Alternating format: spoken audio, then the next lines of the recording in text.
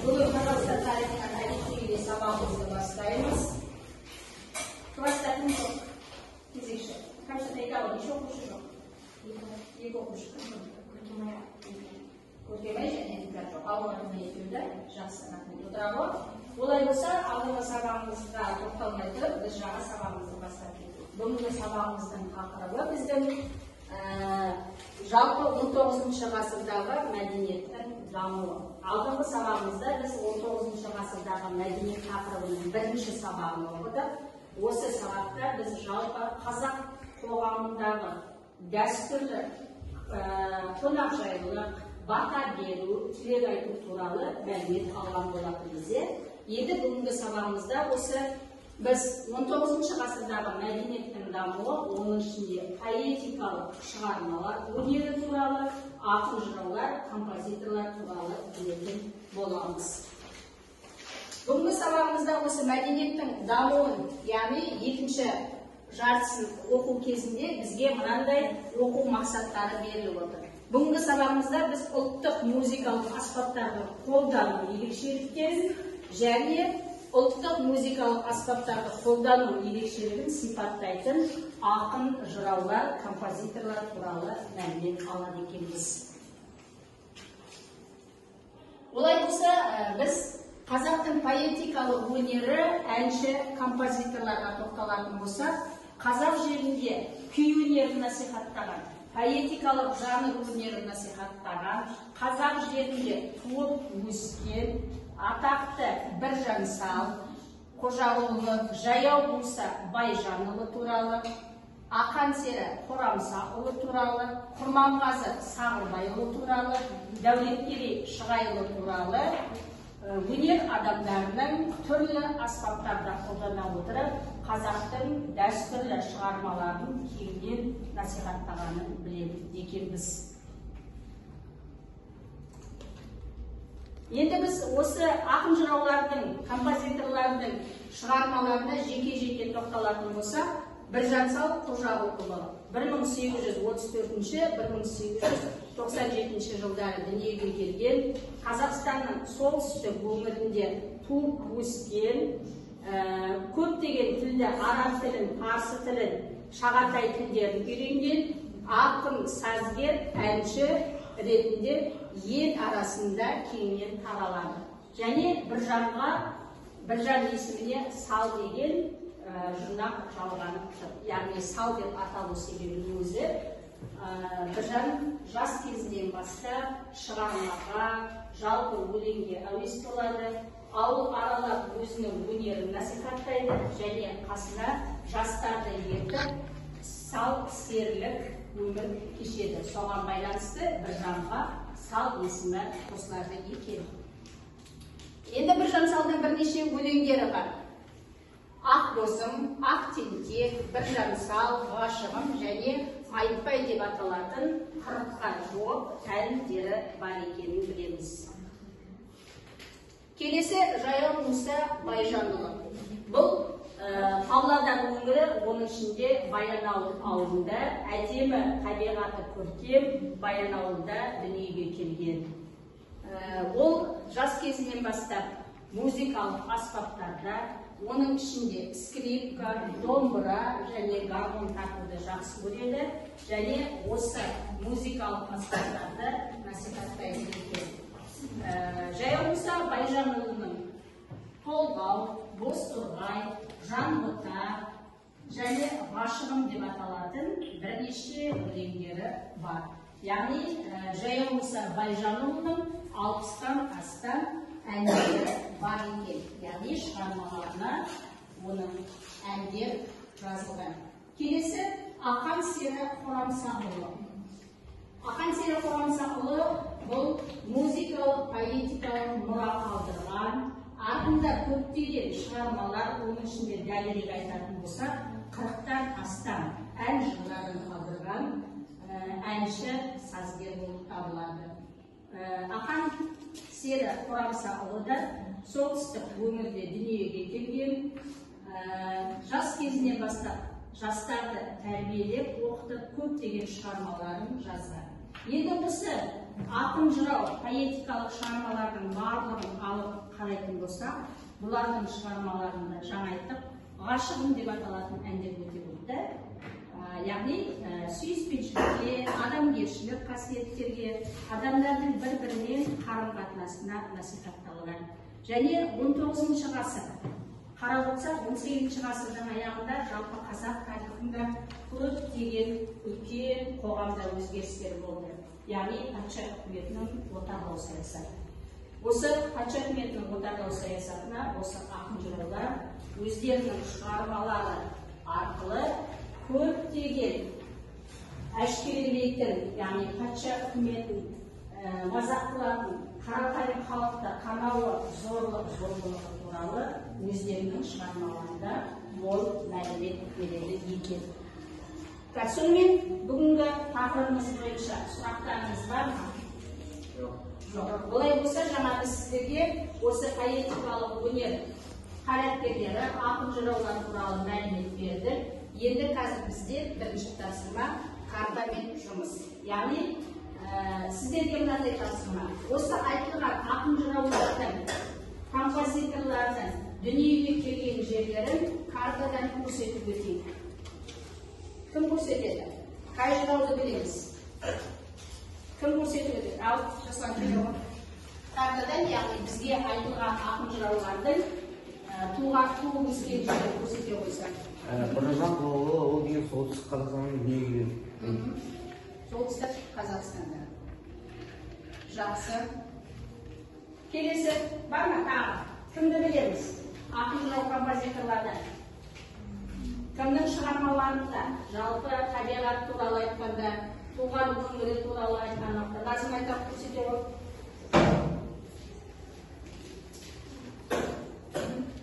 Ақан сері ол да Қазақстан солтүстігінде. Солтүстік өңірде жайлап картадан әдемдеп көрсетеміз. Асықпай, солтүстік өңірде дүниеге келген. Жақсы, рахмет. Келесі тағы білеміз бе? Өзіміздің жерлесіміз туралы айтайық. Жерлесіміз кім дейміз? Құрманғазы Сағырбайұлы. Ал Құрманғазы Сағырбайұлы жерлесіміз Батыс Қазақстандық дейміз. Оның ішінде туған жерін білеміз бе? Айда, кім? Көрсетем. Айда. Құрманғазы Сағырбайұлы Бөкей ордасында дүниеге келген. Бөкей ордасы, яғни Батыс Қазақстан өңірі. Оның ішінде Орал қаласы дейміз. Жақсы, рахмет. Бұлай болса, біз туған жерлермен танысып болдық. Ақын жыраулардың ары қарай келесі тапсырмаға көшейік. Келесі тапсырма сіздерде. Бес саусақ әдісі бойынша сіздерге 5 саусақ таратылды. Осы әдіс бойынша сіздер бүгінгі ақын жырау композиторларды не, қашан, қайда, кім, қандай деген сұраққа 5 саусақ әдісі бойынша жауап береміз. Бірінші не деген сұрақтан бастаймыз? Жаза қойыңыздар.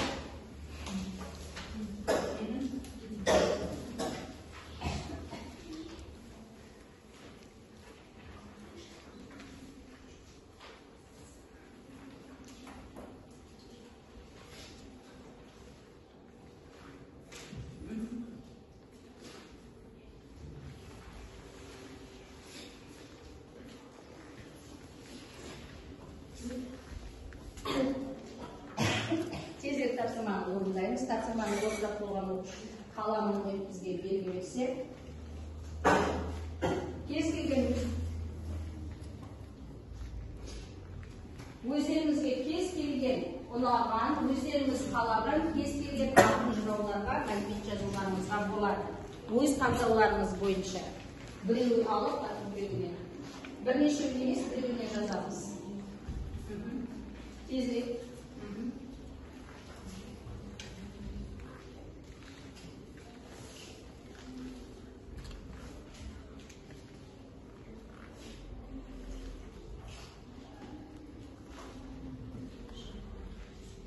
Tezete oyamız.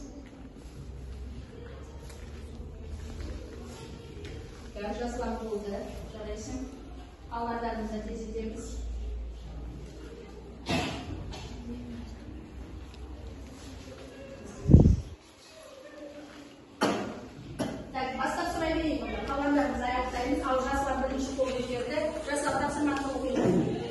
тапсырма. Не? Мәдениет. Мәдениет. Мен екінші 1823-1889 жылдары қайда Бөкей Ордасы. Кім? Құрманғазы Сарыбайұлы, күйші атасы. Қандай?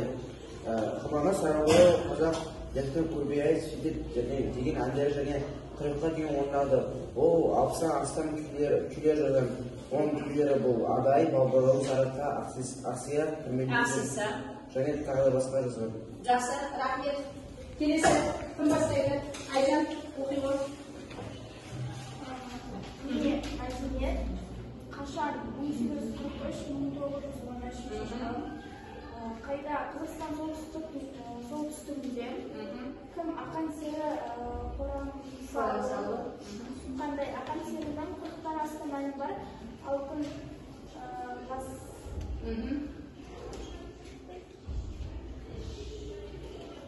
алты басар сырымбет мақпал тағы басқа. Жақсы. Тағы келесі оқушы кім айтады? Әміржан, оқи ғой.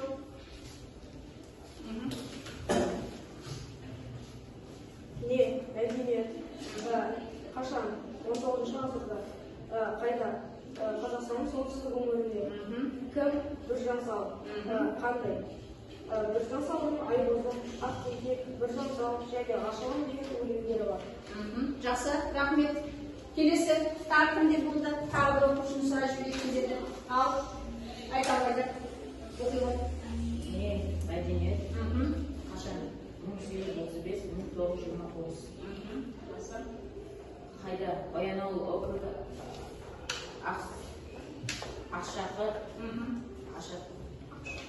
Ақшоқы кім Жаяу Мұса Байжанұлы қандай Жаяу Мұса домбыра скрипка және гармония тартуды үйренді.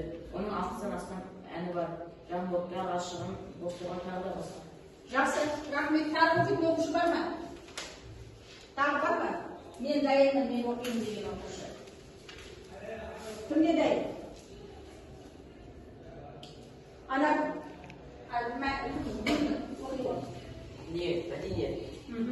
Не мәдениет қашан 19 ғасырдың аяқ кезінде 1823 жылы да 1889 жылға дейін қайда батыс қазақстан Бөкей Ордасын тікелі деген жерде кім Құрманғазы Сарыбайұлы қандай бала кезінен ақ музыкалық дарыны бар екенін танытты. Өз бетінше алуан түрлі күйлерді тартып үйренді. Оның Карабейники, Светимексіз деген әндері және Адай, Балбырауын, Сарыарқа және тағы да басқа деген күйлері бар. Жақсы, сонда Құрманғазы тек қана қазақ әндерін ғана жазып қоймаған, сонымен бірге орыс әндерінде де музыка жазған екен. Жақсы, рахмет. Олар бізді ары қарай келесі кезекте бізде осы Құрманғазы Сағырбайұлының күй атасы дейміз бір шығармасын орындауға бізге өзіміздің классымыздың оқушысы олар бір шығармасын орындап береді дейді. Оларды ортаға шақырайық, иә?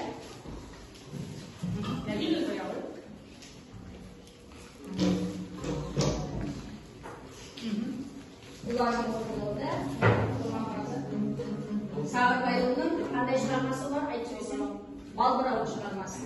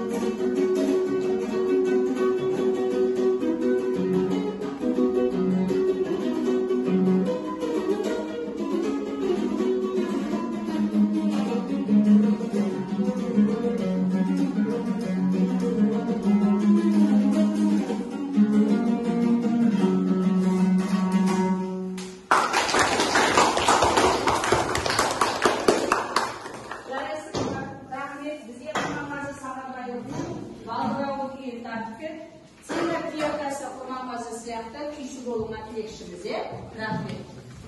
Олай болса, бүгінгі сабағымызда біз 19 ғасырдағы мәдениеттің дамуы, оның ішінде ақын жыраулардың шығармаларын таныстық. Ары қарай келесі тапсырмаларға көшеміз.